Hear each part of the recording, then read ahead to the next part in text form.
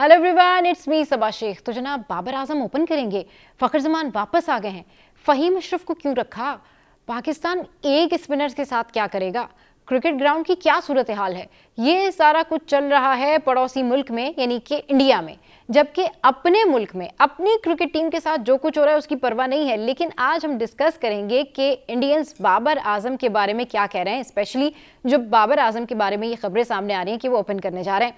तो अब लोग उनको कहते हैं कि जो पाकिस्तान है वो बाबर आजम को सचिन तेंदुलकर बनाना चाहता है। बाबर आजम को बकअप किया गया है कि जी आप पहले नंबर पर जाएं, खेलें और परफॉर्म करें, क्योंकि साइम अयूब जो है वो अब डेफिनेटली इस गेम का हिस्सा नहीं होंगे।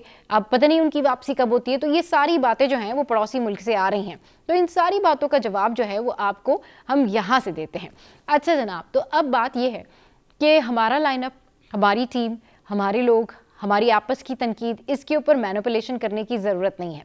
जब क्रिकेट ग्राउंड्स के हवाले से हम कोई बात करते हैं तो वहाँ से उनके बड़े सीनियर जर्नलिस्ट जो हैं विक्रांत गुप्ता, वो कहते हैं हमें क्यों बता रहे हैं कि ग्राउंड रेडी है, हमें क्यों बता रहे हैं कि ये सारी तैयारियां जा रही हैं। अच्छा जनाब, फिर आपके यहाँ से जब शोर शराबा आता है तो फिर आप शोर क्यों मचा रहे हैं कि क्या होगा? इसकी फिक्र करने की आपको बिल्कुल भी ज़रूरत नहीं है, क्योंकि पाकिस्तान रेडी है होस्टिंग के लिए। बल्कि आप लोगों ने जो फिक्र डाली हुई है वो अपनी टीम के ऊपर फिक्र डाली हुई है। और इंडिया में अब जो टीम के ऊपर प्रेशर है वो प्रेशर ये है कि चैंपियंस ट्रॉफी के मैचेस जो हैं वो हाइब्रिड मॉडल कराने का मकसद ये हुआ कि जी अगर एक दो मैचेस इंडिया खेल के फारिग हो जाता है दुबई में तो वापस फिर फाइनल यहाँ हो जाएगा, और अगर फाइनल यहाँ हो जाएगा तो उनका तो मकसद ही डाउन हो जाएगा। तो उन्होंने तो उल्टा अपनी टीम के ऊपर ये प्रेशर डाला हुआ है कि चैंपियंस ट्रॉफी के मैचेस आपने खेलने नहीं है बल्कि आपने फाइनल भी वहाँ कराना है ताकि पाकिस्तान वहाँ आए।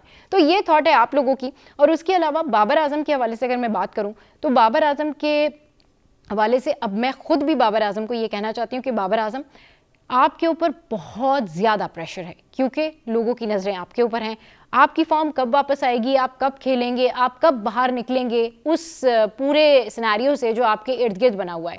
इंडियंस कहते हैं कि जी बाबर आजम और विराट कोहली का कोई कंपैरिजन नहीं है।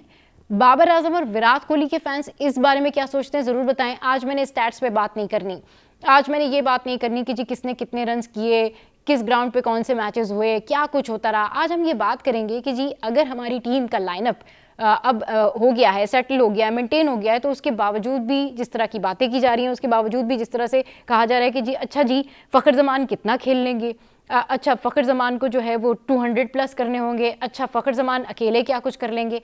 भाई it's all about team, it's all about our develop, it's all about our planning. जिन लोगों से गौतम गंभीर और रोहित शर्मा के आपसी मामला ठीक नहीं हो रहे, वो लोग बढ़ चढ़ के बात करते पाकिस्तान के ऊपर। वो लोग बात करते कि जी उनकी टीम में क्या होगा, अच्छा जी ठीक है उनकी टीम में तो ये प्रॉब्लम है, ये प्रॉब्लम है। ये हमारा प्रॉब्लम है जनाब कि हमारे फास्ट बॉलर जो है वो क्या कुछ कर सकते हैं, ये हमारा प्रॉब्लम है, ये हमारा मसला है कि हमारे जो स्पिनर हैं वो क्या करेंगे। तो एक स्पिनर से क्या होगा, दो स्पिनर रख लेते, स्पिनर ज़्यादा बढ़ाने चाहिए थे। तो ये सारी बातें जो हैं वो पड़ोसी मुल्क से आ रही हैं और हम अपने क्रिकेटर्स के ऊपर प्रेशर नहीं डालते, हम उनकी प्रॉब्लम्स में इजाफा नहीं करते, हम उनको ये नहीं कहते कि आपने जीतना ही है, हम उनको ये कहते हैं कि आपने मेहनत करनी है, आपने खेलना ही है। बाबर आजम इस वक्त सेंटर ऑफ फोकस हैं और हर किसी की नज़रें फ़खर जमान बाबर आजम पर लगी हुई हैं। Rizwan no doubt he is doing great, मगर रिजवान को अपने शेल से बाहर आना होगा। रिजवान आपको अब परफॉर्म करना होगा। आप जिस तरह से साथ देते हैं, जिस तरह से रन्स करते हैं, लेकिन कुछ स्टूपिड शॉट ऐसी हैं जो कि आप खेल जाते हैं और आपको सेंसिबल वहाँ पर रहना चाहिए, मुजाहरा करना चाहिए आपको इस बात का कि आप एक बड़े प्लेयर हैं और आपको अपनी क्लास अब शो करनी पड़ेगी। This is the high time कि तमाम क्रिकेटर्स जो हैं वो ये समझ लें कि उनके ऊपर एक बहुत बड़ी जिम्मेदारी है और वो अपने अपने शेल से बाहर आएँ और खेलना शुरू करें, और जिसको जो जिम्मेदारी दी गई है वो उसके अकॉर्डिंगली खेलें। वरना आप खुद भी बहुत अच्छे तरीके से जानते हैं कि जो पड़ोसी मुल्क है वहाँ आप लोगों की कितनी दहशत है, कितनी धाक है। साइम अयूब नहीं है, इसके ऊपर बहुत सारे लोग खुश भी हैं और बहुत सारे लोग ये भी कहते हैं कि जी अच्छा साइम अयूब होते तो इस दफ़ा हम उनको भी देख लेते, हम उनको भी आउट कर लेते, लेकिन ये पॉसिबल नहीं होता क्योंकि साइम इज़ अल्टीमेट टैलेंट। तो कहने का मतलब ये है कि इस वक्त जो बाबर आजम का फीवर है वो इंडिया में छाया हुआ है। अब बाबर आजम की लेग पुलिंग इस तरह से इंडियंस करते हैं कि कोई कहता है जी पाकिस्तानी उन्हें सचिन बनाना चाहते हैं, कोई कहता है जी पाकिस्तानी उनका कंपैरिजन विराट कोहली से करते हैं, उनका तो कंपैरिजन दूर दूर तक विराट कोहली से है ही नहीं। विराट कोहली जिन दिनों में स्ट्रगल कर रहे थे, जिन दिनों में खेल रहे थे, उन दिनों में तो अगर बाबर आजम का कंपैरिजन किया जाए तो कोई कंपैरिजन ही नहीं बनता। तो ये सारा सिनेरियो इस वक्त इंडिया में है।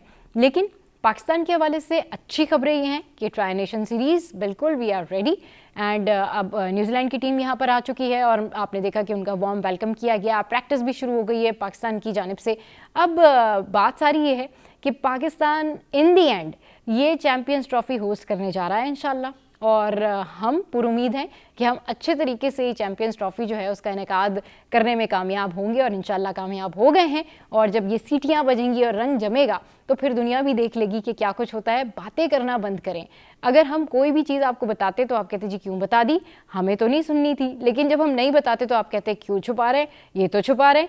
तो इसके लिए बेहतर ये है कि अपने अपने कामों पर फोकस करें। आप अपनी टीम के जो आपसी झगड़े हैं वो ख़त्म करें।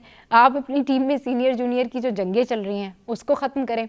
आप अपनी टीम से जो है वो स्टारडम निकालें, क्योंकि हमारे यहाँ तो सब एक प्लेटफॉर्म पर एक होकर खेलते हैं। और पाकिस्तान की जो टीम लाइनअप है उस पर तनकीद करना बंद करें जब तक आप उनको मैदान में उतरता हुआ ना देख लें। हाँ बिल्कुल बात ज़रूर की जाती है कि इस प्लेयर को रखा, इस प्लेयर को नहीं रखा, ये सारी चीज़ें ठीक है, लेकिन एक हद तक ठीक लगती हैं। किसी को जाके पर्सनल टारगेट करना, फ़हीम अशरफ के बारे में पर्सनली बातें करना, बाबर आजम के बारे में पर्सनली बातें करना, या फिर जाके फ़खर जमान के जो हैं वो पर्सनली कुछ बातें करना, ये ठीक नहीं है। तो प्लेयर्स की कारकर्दगी तक रहें और एंजॉय करें अपना अपना game. Wish you good luck कि जितनी भी टीम्स हमारे यहाँ आ रही हैं वो अच्छे से खेलें, अच्छे से परफॉर्म करें।